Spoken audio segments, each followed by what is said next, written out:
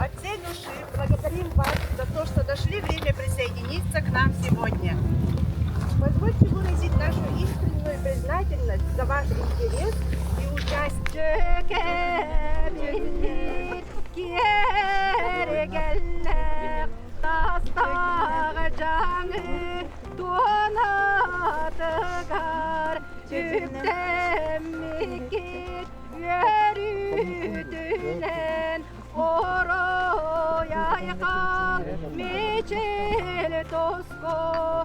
Столетию первой Камчатской экспедиции, а также проводится в рамках Года единства народов России и Года культуры Республики Саха-Якутия. Нас переполняет чувство такие радости, чувство сопричастности, любви к вам. Еще чуть-чуть. Вот так, все. Так, ровно, да? Подожди-ка.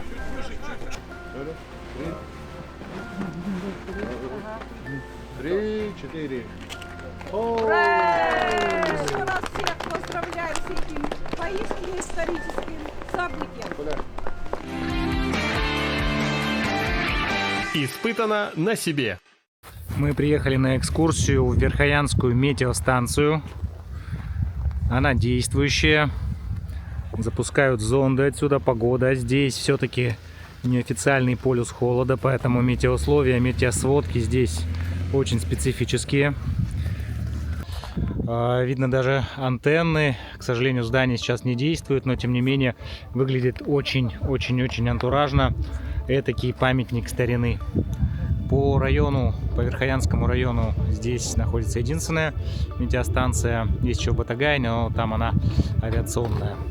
Здесь она такая человеческая.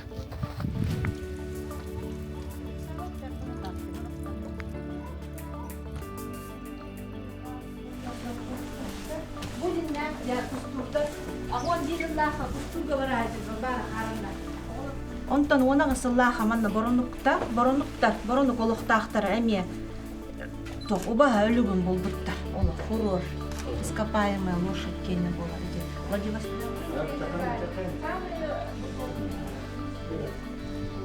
Стильный срок. Бана тухта. Пирамида дейді мощта. Кисим.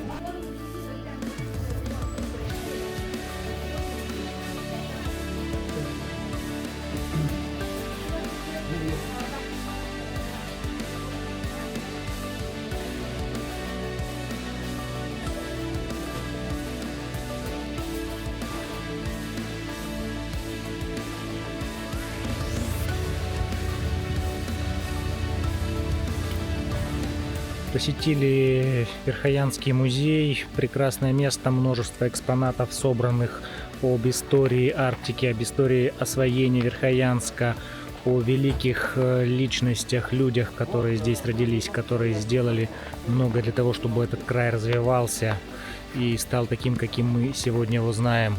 Верхоянский район один из самых интересных, насыщенных природными достопримечательностями, историческими событиями. Мы находимся в городе Верхоянске. На сегодня наш рабочий день закончен. Завтра рано утром мы будем уезжать в сторону Усть-Куйги. Испытано на себе Верхоянский район. Арктика за Северным полярным кругом.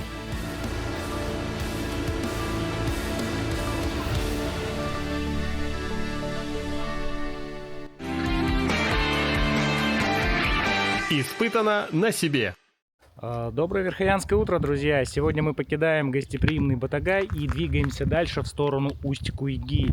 Расчетное время в пути сегодня 10-11 часов, но на таких дорогах, на дорогах севера, время не загадывают. Поэтому как пойдет, так пойдет.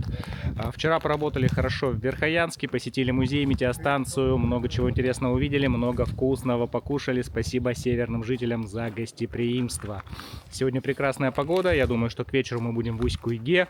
Обязательно покажу вам дорогу, посмотрим, как это выглядит, тем более, что все мы здесь впервые. Напоминаю, что мы едем из Якутска в Тикси на 4 автомобилях УАЗ Патриот в рамках экспедиции Пути Великих Свершений. Снимается и проект «Испытано на себе. Дороги Севера». Двигаемся дальше. Люди с интересом нас встречают, рассказывают об истории своих населенных пунктов, ну и как сегодня живут. Все наши водители работают исправно. Сейчас полностью заправляемся под баки полные, берем себе канистры бензин и до Ускуйги. В Ускуйге нас ждет глава Улуса Сидорин Валерий Юрьевич. Тоже отдельные встречи, отдельные посещения объектов, промышленных объектов, социальных объектов. Ну и дальше будем завтра следовать уже на Найбу, на Пикси. Дороги все нормально, все члены экспедиции работают хорошо, слаженно. Надеюсь, что все задачи, которые стоят перед экспедицией, мы выполним.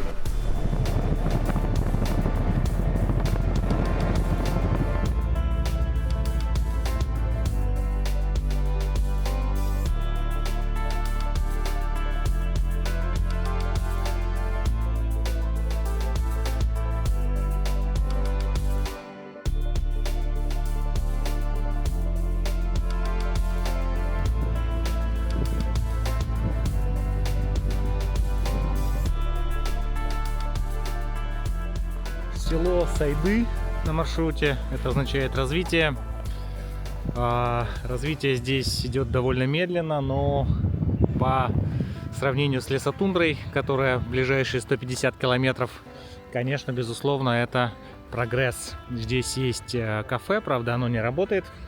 Проходит трасса, дальнобойщики, бензовозы. Есть дома, жилые дома, здесь люди живут. Безусловно, местные жители. Возможно, здесь мы пообедаем, ну, либо хотя бы просто попьем чай и двинем дальше.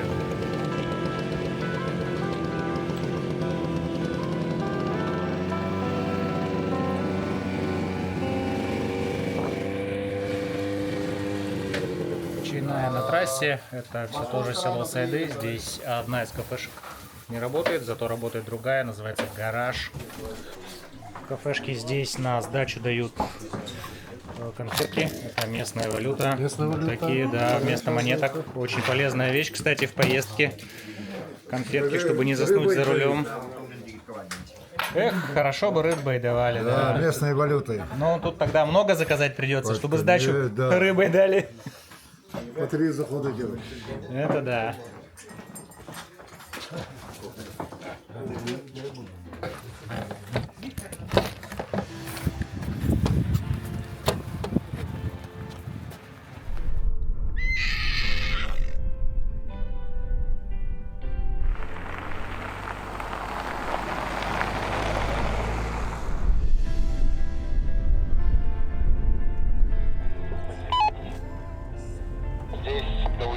хорошее, говорит.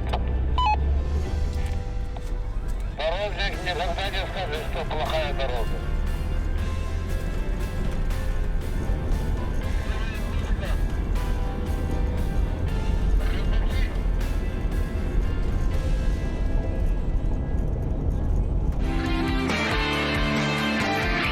Испытано на себе.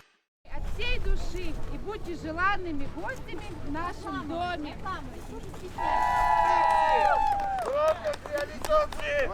Программы пути совершенный.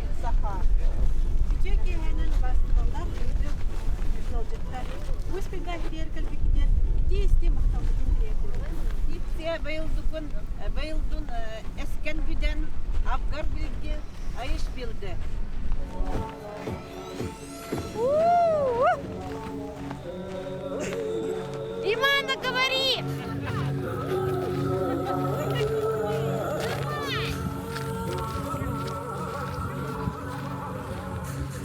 Совершенно удивительная встреча в Усть-Куйге. Люди ждали нас очень долго. Наконец-то мы добрались. Здесь шикарный гостеприимнейший прием. Мытье рук, кумыц, строганина, оладушки. Теперь еще приветственный танец Осоха, где все объединились в одном ритме. Это просто шикарно. Все в костюмах, дети, настроение просто шикарное.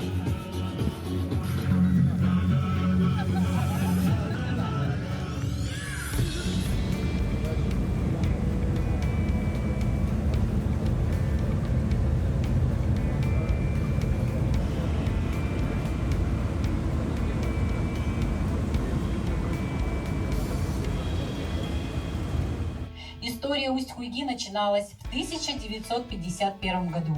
Поселок строили романтики, вольные поселенцы и те, кто осваивал север по зову долга. Зачем он нужен был, спросите вы? Представьте себе карту. Чтобы осваивать богатство Якутии, добывать золото и олово, нужна была крепкая перевалочная база. Именно ею и стал наш поселок. Сюда по реке Лени и Яне за летнюю навигацию проходили баржи с топливом, техникой, продуктами.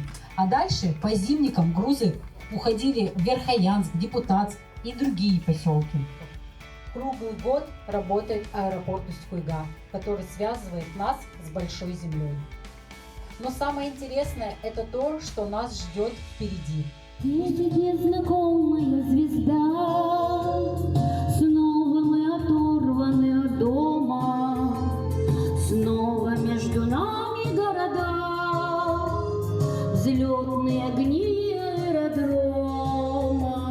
Здесь у нас туманы и дожди, здесь у нас холодные рассветы, здесь на неизведанном пути ждут замысловатые сюжеты. В Усть-Куйге уже поздний вечер, мы вышли из здания местного клуба. Нам провели прекрасную презентацию поселка Усть-Куйга с фотографиями, с историческими данными. Мы посмотрели выступления юных талантов этого поселка, послушали речи администрации, выступили представители экспедиции «Пути великих свершений». В общем, вечер прошел в теплой дружественной обстановке. Было здорово, сейчас мы едем отдыхать. У нас впереди еще много работы, а Тикси между тем все ближе и ближе. Испытано на себе. Сейчас я нахожусь на режимном объекте Росатома. Это вахтовый поселок. Полным ходом идет подготовка к строительству новой атомной станции. Сейчас на стадии подготовки проектной документации. Делается дорога. На холме будет расположена станция. Она, конечно же, уникальна. Такого класса станцию в определенных климатических условиях очень сложно спроектировать, построить, содержать. Насколько я знаю, нет такой станции в России. Аналогов нет. В Канаде, по-моему, есть что-то похожее. Здесь это будет впервые. Станция призвана, конечно, обеспечить электроэнергией, питанием все близлежащие населенные пункты и даже соседние улусы. Столовая, пищеблок Росатома. Прекрасная космическая обстановка, чистенько, интересные цены. На 200 рублей можно позавтракать, на 300 прекрасно поужинать, пообедать. Здорово, технологично. Распишитесь, пожалуйста. Очень хорошо нас тут встретили, разместили, покормили. Очень много информации интересной рассказали про атомную станцию. Но думаю, что это тема отдельного репортажа, тем более новостей по этой теме в информационном поле очень-очень много.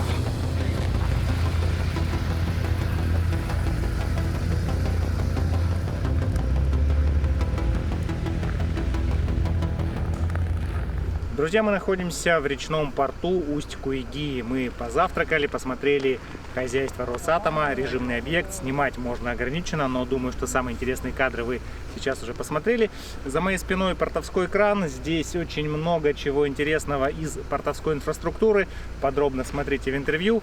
Хочу сказать, что сейчас это все пока в подготовительном состоянии. Совсем скоро начнется навигация. Оборудование, люди, техника должно быть в полной готовности. Ведь для удаленных населенных пунктов, которые находятся в зависимости от наших речных артерий, куда навигация имеет ограниченные сроки действия, удаленность, сложности с дополнительной логистикой, это очень важно. Портовское хозяйство — это, пожалуй, единственный инструмент, который всегда содержится в идеальном состоянии. Ведь от работоспособности людей, сотрудников и техники оборудования портов может зависеть жизнеспособность поселка по большому счету, потому что летом доставка только по реке. Сейчас, да, зимник, но он через пару недель закрывается, даже может быть раньше, в зависимости от погоды, и поселок какой-то период будет в подвешенном состоянии, пока не наступит царство водной навигации. Напоминаю, что мы в Усть-Куйге, до моря Лаптевых остается 156 километров. Двигаемся к побережью моря. Доброе утро. Доброе утро. Как работает одно из подразделений нашего Ленского речного пароходства? Как идет подготовка к навигации? Каковы были итоги прошлой навигации? Ну и планы на следующую навигацию? Еще раз добрый день, доброе утро. Ну, у нас навигация плановая идет, подготовка, идет судоремонт. На данном этапе у нас модернизация идет флота. Это 2 единицы. Плюсом ремонт корпусные баржи. Тысячные баржи 1426. Работает нанятая бригада сварщиков. Работа идет полным ходом. В принципе, задержек нету. Снабжение вот пришло у меня сейчас на данном этапе. Что сказать по прошлой навигации? Прошлая навигация прошла успешно у нас. Воды было достаточно. Выполнили на 120% почти. То есть паяние выполнили на 120%. Сколько тонн завезли? Точно не скажу сейчас цифру. Где-то 80 тонн, говорили? Нет, не 80 тысяч. 57, по-моему, тысяч. Врать не буду, не хочу врать. Точную цифру сейчас на данный момент не скажу. То есть объемы выполнены полные, даже сверх того.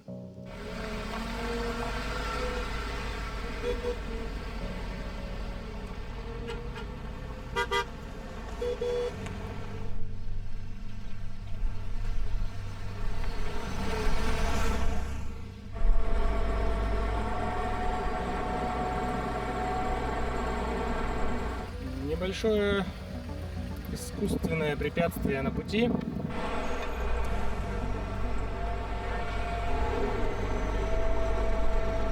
Дорога хорошая здесь, вот в этот участок. Там не перемело ничего? Нет, нормально, прям летишь вообще без остановки. У вас за канал на ютубе? Получается, это проект «Пути великих свершений», географическая, историческая такая вот как тематика. Вы оставили себя, да? Нет, это есть прямо при поддержке РГО, при поддержке ЛТУМЭНа, железных дорог Якутии. Сам по себе проект, да, «Пути великих свершений» довольно большую историю имеет, и как раз по каким-то удаленным таким точкам республики Якутии снимаем разные исторические такие моменты. Это и видео, и путевые заметки. Посмотреть.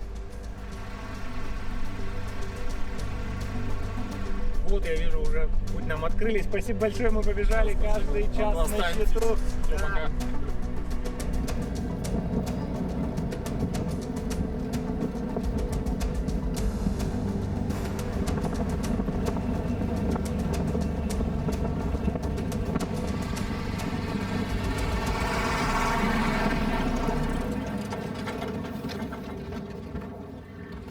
Поселок Северный, один из многих заброшенных на севере поселков. При нем была действующая нефтебаза. Нефтебаза и сейчас действует. Мы проехали мимо огромных хранилищ. А вот сам поселок, к сожалению, заброшен. Хотя здесь есть несколько каменных домов. Очень удачно он расположен. Прямо на берегу реки. Отсюда до показателю 453 километра. Совсем немного осталось до конечной точки маршрута.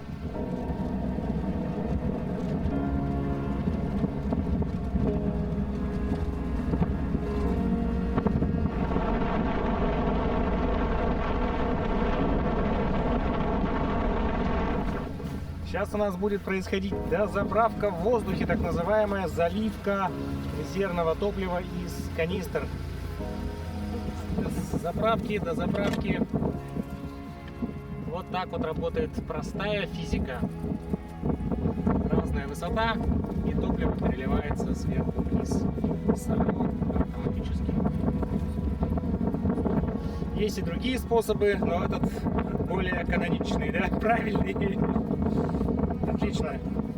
Идет заправка полным ходом. Надо сказать, что процесс дозаправки застал нас посреди огромной белой пустоши. Это, по-моему, уже устье реки, которая подходит к Найбе, на которой стоит Найба. А может быть, это даже начало моря Лаптевых. Какая река? Амалой. Это все еще река Амалой, да. Посмотрите, какая она здесь широкая в этом месте. И границ вообще не видно. Дельта реки, да. И совсем немножко осталось у нас до моря Лаптевых, потому что поселок Найба, Хараулах по-якутски называется, стоит на берегу моря Лаптевых. Самое главное успеть туда затемно добраться.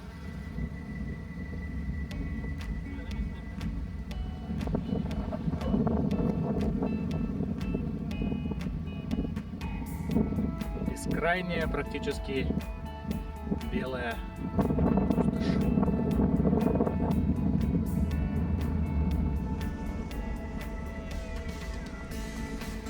Удивительно, ведь мы попали в бухту сухопутным путем. Да, это не постоянно действующая наземная дорога, это автозимник. Но тем не менее, въехать, если можно так сказать, в море, необычное ощущение. Я думаю, это одна из основных целей экспедиции «Пути великих свершений». Одна из основных целей проекта «Испытано на себе» – попасть автомобильным путем на берег Северного Ледовитого океана. Но это не конечная точка. Нам нужно двигаться дальше. Нас ждет Тикси.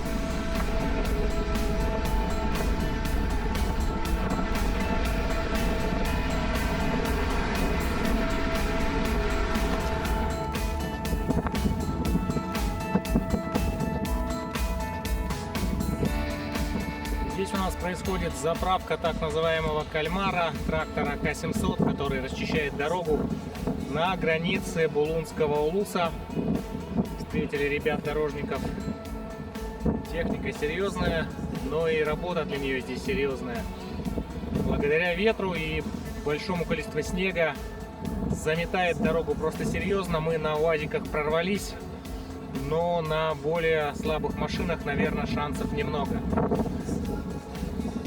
Проект «Пути великих свершений», проект «Испытано на себе» находится на границе Булунского улуса, автозимник Булун.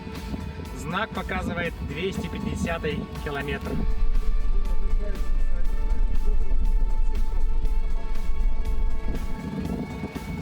Товарищ тут с 43-го региона тоже пробивается вместе с нами, за нами. Действительно, дорога непростая. Очень сильно зависит от погоды, понятное дело.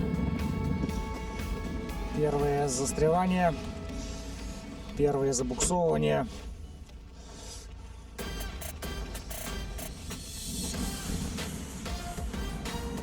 Действительно, здесь по большому счету дороги просто нет.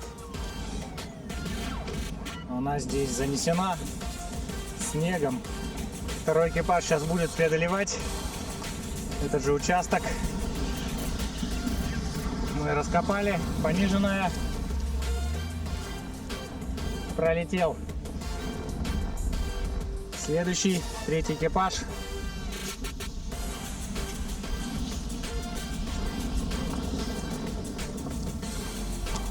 Играючи. Отлично. Все еще дело усугубляет достаточно сильный ветер, холодный. Ветер с моря дул, как говорится. Есть участки, которые можно проезжать своим ходом, но есть участки, где приходится толкать. Хотя толкать и копать только первую машину нужно будет. Итак, следующий участник.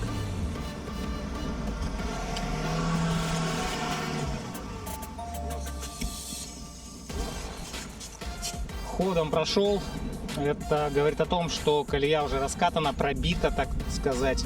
И следующим будет легче. Так это или нет, сейчас увидим. Так, экипаж номер 3.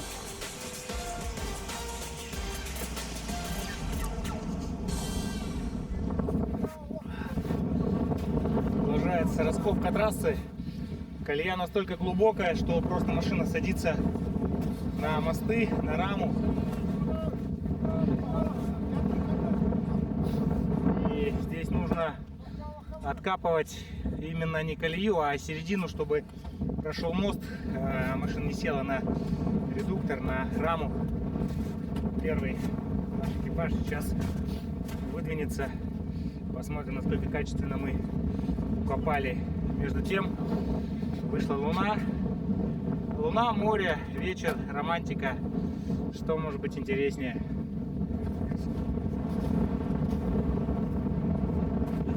Ну что, Алексей, что вы думаете об этом приключении? О, вообще отлично.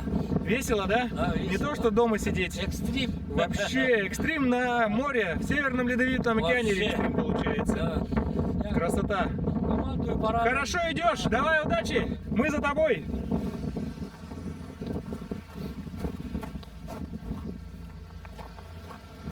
Вот в свете фар видно, что люди прокладывают дорогу, как когда-то строили Колымский тракт. Здесь также нам нужно пройти несколько километров до Найбы. Сзади вереница машин, 4 из них наши, одна это прибившаяся к нам машина. Тоже снабдили ребят рацией, все на связи, и от того, как пройдет первая машина, будет зависеть проход остальных, потому что первый ледокол пробивает колею, расчищает брюхом, и дальше уже, конечно, проще, но все равно это достаточно сложно. Где-то там Найба ждет нас. Там люди вышли, возможно, они тоже засели. Сейчас подъедем и посмотрим, что там произошло. Так, завалился на левый бок, подкапываем правый.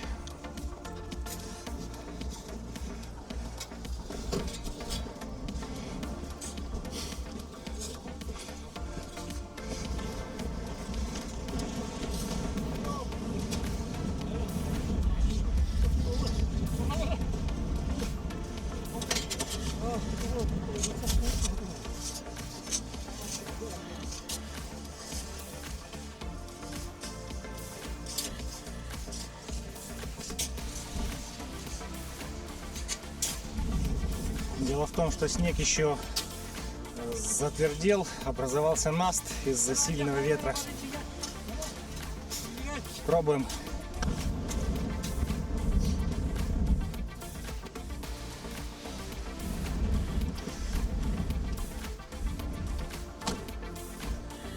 Так, попытка.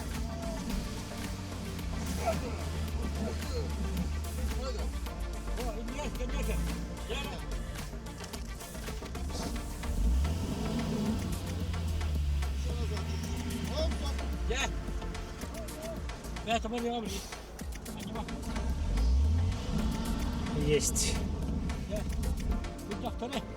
Да, как и сказал, сам вышел, да, теперь. Протолкнули.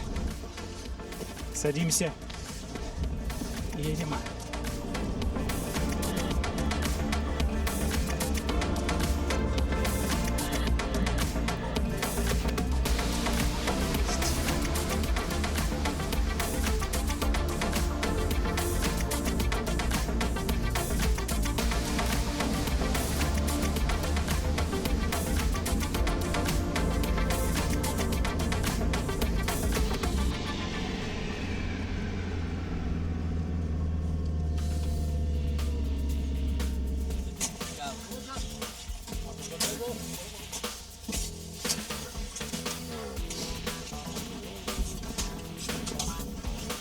Снег просто забился под машину, поэтому она физически не может дальше двигаться.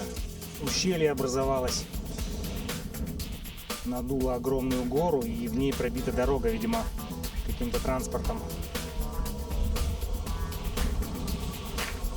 Пошел родимый.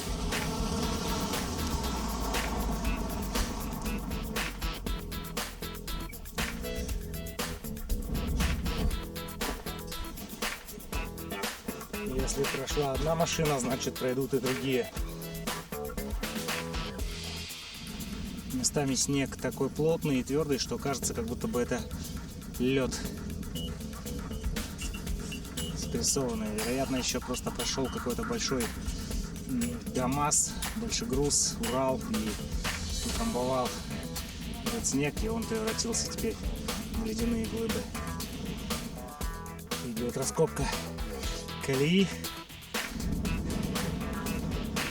а фары с той стороны к нам все ближе и ближе. Наш ветер камеру сдувает, настолько он здесь сильный и, главное, встречный.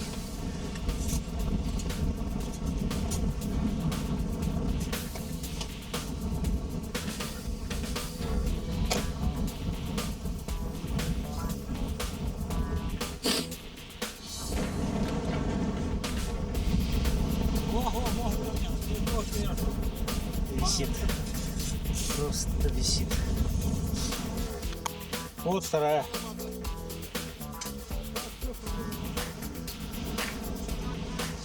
Прокопали объезд. Прокопали объезд к твердой почве, к твердому грунту, точнее даже не почве, а снегу. Осталось вытащить машину, которая впереди, чуть назад. И вот здесь по прокопанной колее попробовать двинуться.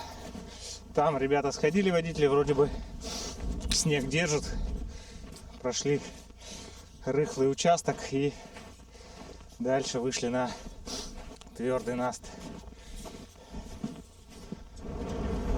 Так, ответственный момент.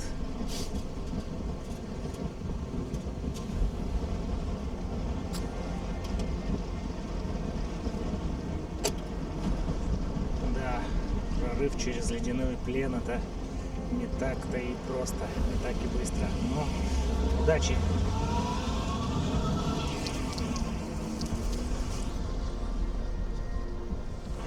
Ушел. Супер. Мы просто сейчас едем по целине, то есть, грубо говоря, прямо по морю, потому что там, где дорога, где колея, есть большая вероятность сесть на мосты, а здесь настолько твердый снег, наст, что можно ехать, ну, конечно, очень тщательно, аккуратно выбирая траекторию, избегая вот таких наддувов, холмиков.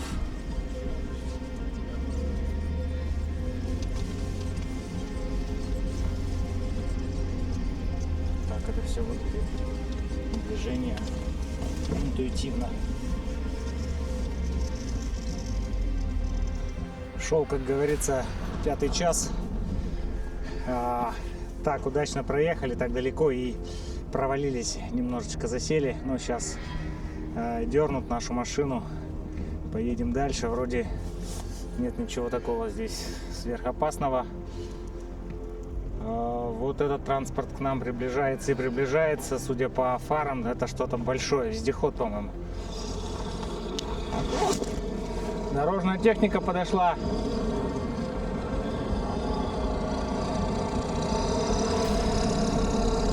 Мощь.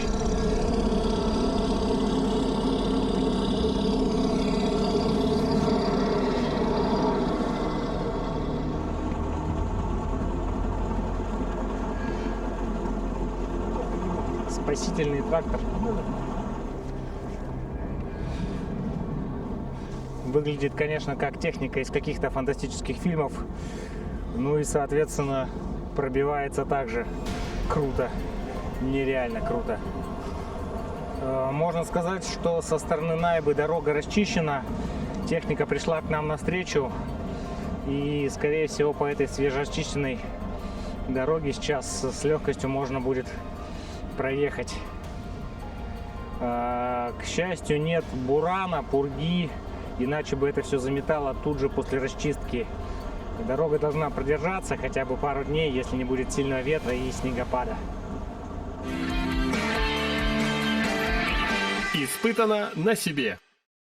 В Найбу приехали поздно ночью.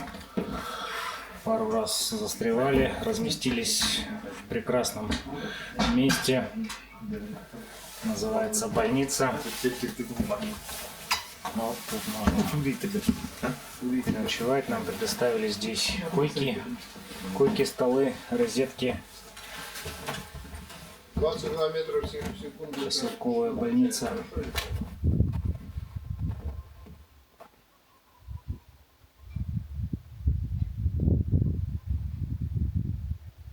Доброе утро всем из Булунского улуса. Вчера поздно вечером прибыли в поселок Найба, что находится на побережье Северного Ледовитого океана, на побережье моря Лаптевых.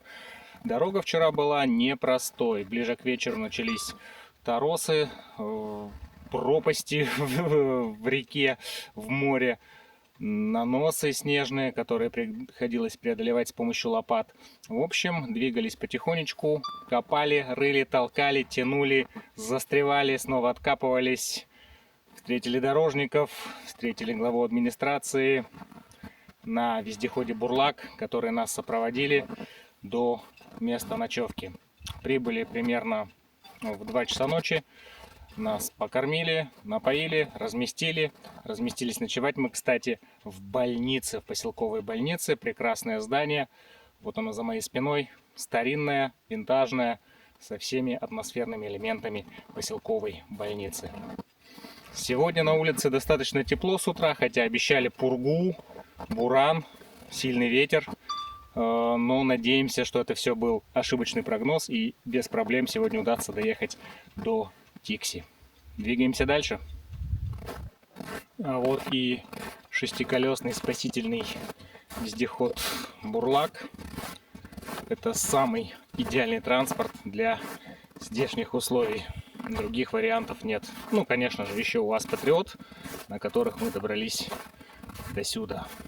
Без, по сути, особых трудностей.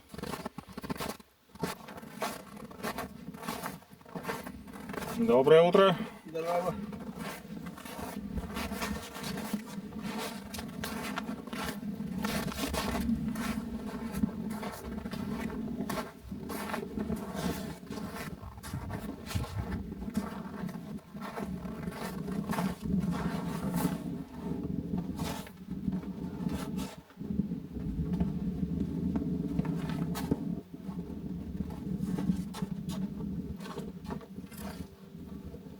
Вот так происходит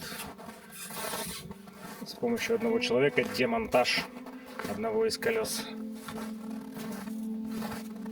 Одного из огромнейших колес низкого давления.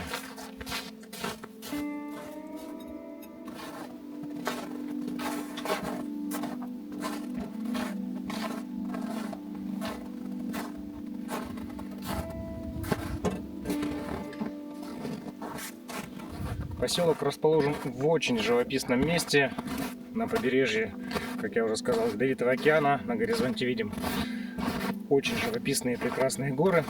Поселок небольшой, но тем не менее здесь есть школа, клуб, больница, администрация. В общем, все необходимое, вся нужная инфраструктура для небольшого поселка, очень серьезно удаленного от большой земли. Вчера мы это ощутили на себе, оценив, как сложно бывает добраться в такие удаленные населенные пункты.